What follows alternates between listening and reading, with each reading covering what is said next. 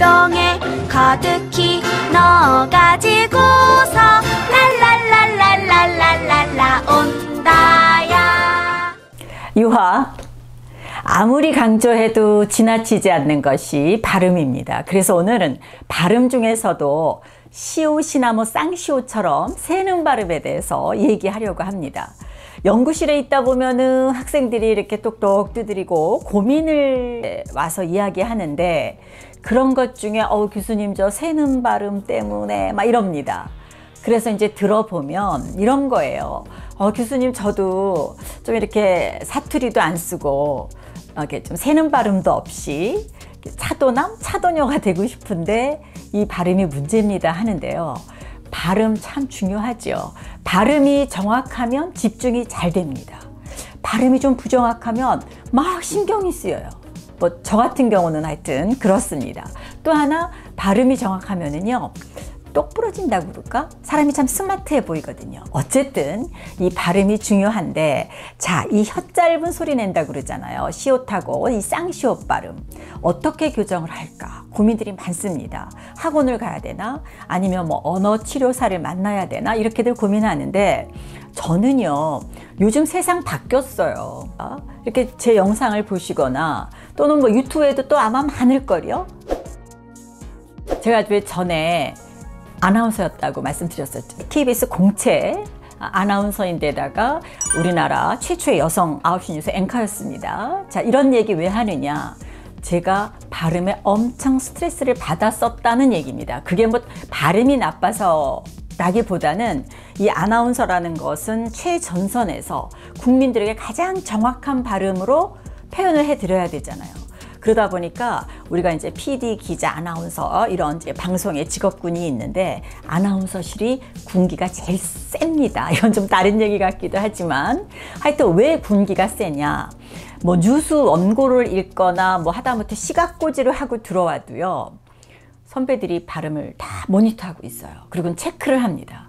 그러다 보니까 아나운서실에는요, 국어사전, 발음사전 이런 거 자기 책상 앞에 다 있습니다. 왜냐하면 계속 또 새로운 단어나 뭐 이런 것들을 쓰게 되니까 그런 발음 교정을 아나운서라는 직업을 하면서 배우게 되는 경우가 많습니다. 그러면은 기자 또 PD는 어떤가? 당연히 기자도 정확한 발음 해야 되죠. 근데 또 PD는 왜 그러냐면, 편집을 하거나 프로그램을 만들 때 저 기자가 또는 저분이 또는 뭐 저 아나운서가 정확한 발음을 했는지 안 했는지 알아야만 제대로 된 편집을 하지 않겠습니까? 그래서 중요하다는 얘기입니다. 하여튼 모든 사람들한테 이 발음을 정확하게 하는 게 굉장히 중요한데, 자, 그러면은 먼저 원인부터 알아야죠. 우리가 모든 병의 원인을 알면 치료는 조금 더 쉽습니다. 그래서 이 TH 발음이라 그러죠. 시옷이나 쌍시옷, 그 발음이 우리 입속 구조에서 어떻게 나오는가, 그거를 알면은 고칠 수가 있다는 거예요.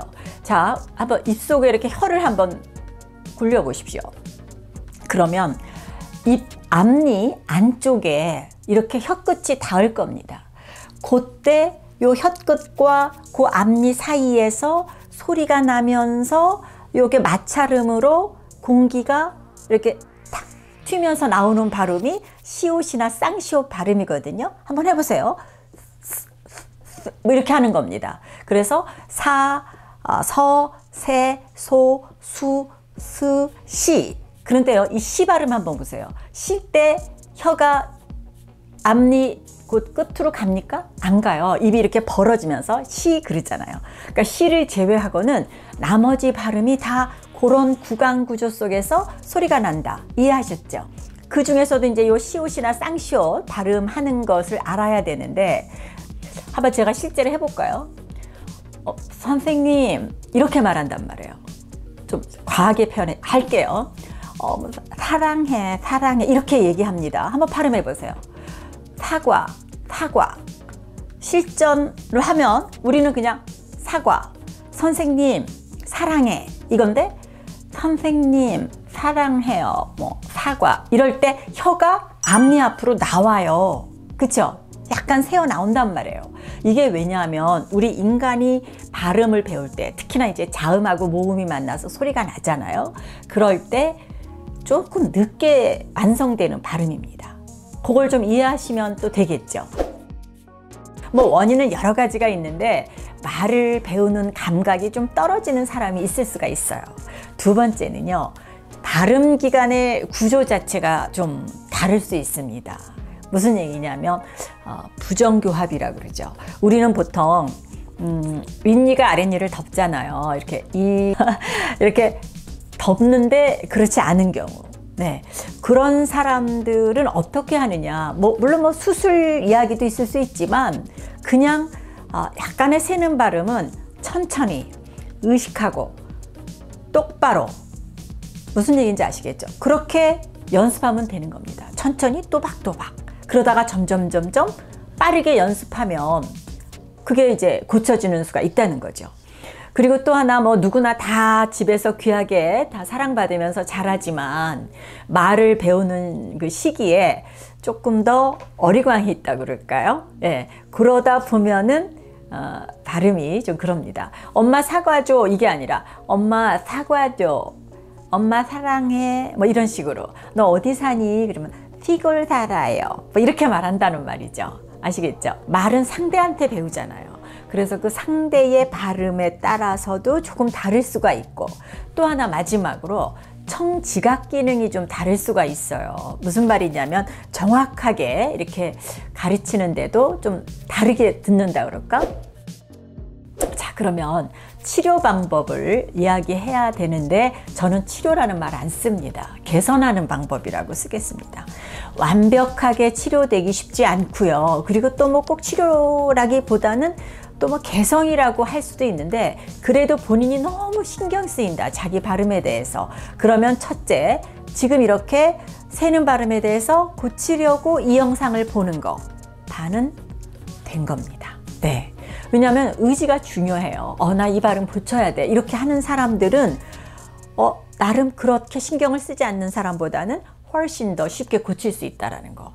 주의해요. 뭐 경상도라든가 전라도 사투리를 쓰는 사람들이 표준어 쓰는 거 보시죠. 얼마든지 그거보다 더 어렵겠어요. 그거는 뭐 경상도, 전라도의 발음 전체잖아요. 지방 사투리에. 근데 이런 새는 발음만 조금 더 신경을 쓴다고 하면은 첫째도 연습, 두 번째도 연습하면은 얼마든지 어떻게 된다? 개선이 된다. 그 다음에 이제 볼펜 갖고 하는 거 어때요? 교수님 효과 있나요? 효과 약간 있습니다.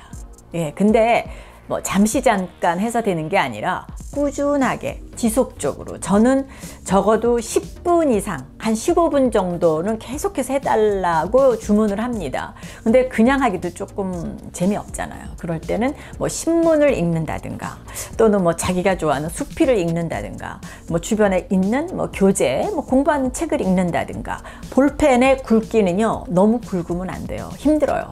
왜? 이제 해보시면 압니다. 제가 항상 휴지를 옆에다가 두고 하라 그러거든요. 오래 15분 동안 쉬지 않고 말해보세요. 아무리 침이 막 질질 나와요. 그러니까 이렇게 닦아가면서 하는데, 가는 연필로 그러면 어금니에 끼우나요? 아닙니다. 그러면 앞니에 끼우나요? 아닙니다. 한 송곳니 정도가 제일 편할 거예요. 편한 자세에서 15분 동안을 계속 발음에 신경을 써가면서, 꼭 그거 중요합니다. 새는 발음에 신경을 써가면서 하면 고쳐질 수 있다. 세 번째는 이제 수술을 하는 경우인데, 저는 그래요.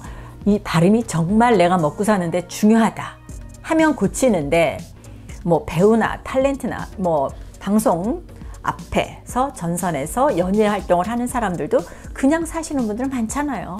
그래서 그거 참고하세요. 아시겠죠? 내가 굳이 고치지 않고 신경만 쓰고도 개선해 나갈 자신이 있다. 그러면 그냥 가는 겁니다. 다른 거를 더 개발하면서 살면 되지 않습니까? 네. 안 되면 되게 한다.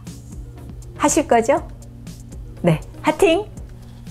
이병에 가득히